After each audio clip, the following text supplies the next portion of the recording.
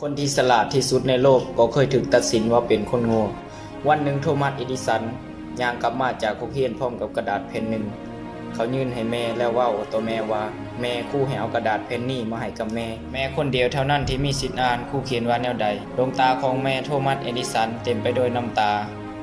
เราอ่านกระดาษแผ่นนั้นแล้วเว้าโดยเสียงอันดังกึกก้องต่อหน้าของลูกชายเขาว่าลูกชายของเจ้าคือเด็กอัจฉริยะโรงเรียนของเฮาน้อยเกินไปสำหรับเขาและบ่มีครูคนใดที่จะสามารถสอนเขากรุณาสอนลูกเจ้าด้วยตัวของเจ้าเองนับตั้งแต่มือนั้นมาเล่าได้สอนหนังสือโทมัสด้วยตัวของตัวเองจนกระทั่งเขาได้เสียชีวิตไปหลายปีต่อมาหลังจากแม่โทมัสได้เสียชีวิตลงเขาได้กลายเป็นหนึ่งในนักประดิษฐ์ที่ยิ่งใหญ่ที่สุดในศตวรรษเขาได้สร้างอุปกรณ์ต่างๆอย่างหลงหลายและเป็นหนึ่งในผู้ก่อตั้งบริษัท General Electric บริษัทเครื่องใช้ไฟฟ้าที่ใหญ่ที่สุดของโลกวันหนึ่งในขณะที่โทมัสกำลังหาของในห้อง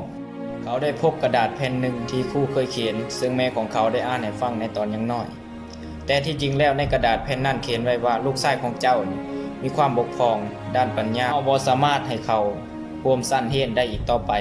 นั่นแปลว่าโทมัส เอดิสันได้ถูกไล่ออกจากโรงเรียนเมื่อโทมัสได้รู้ความจริงเขาได้บันทึกลงในไดอารี่ของเขาโทมัส เอดิสันคือเด็กที่มีความบกพร่องด้านปัญญาแต่แม่ของเขาคือผู้ที่ฟื้นให้เขากลายเป็นบุคคล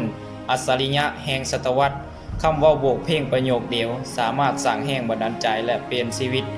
ทั้งชีวิตมื้อนี้เจ้าอาจจะบ่โชคดีดังโทมัส เอดิสันที่แม่ของเขาได้เว้าและสร้างแห่งบันดาลใจจนเห็นให้เขาเชื่อว่าเขาเป็นเด็กอัจฉริยะ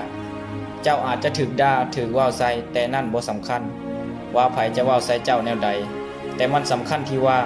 เจ้าจะเชื่อว่าตนเองเป็นแนวใดสิ่งที่คนอื่นเว้าอาจบ่แม่นความจริงแต่สิ่งที่เจ้าเว้ากับตัวเองต่างหากจะสร้างความจริงให้กับเจ้าอัลเบิร์ต ไอน์สไตน์เจ้าพ่อปรมาณูเคยเว้าไว้ว่าทุกคนเป็นอัจฉริยะแต่ถ้าเจ้าตัดสินปลาด้วยความสามารถในการปีนขึ้นต้นไม้ทั้งชีวิตมันจะคิดว่ามันโง่บ่ว่าเจ้าจะถูกด่าถูกเว้าอีหยังมากก็ตามแต่ข้อยอยากบอกเจ้าว่าเจ้าคืออัจฉริยะและประสบความสำเร็จได้ในแบบของเจ้า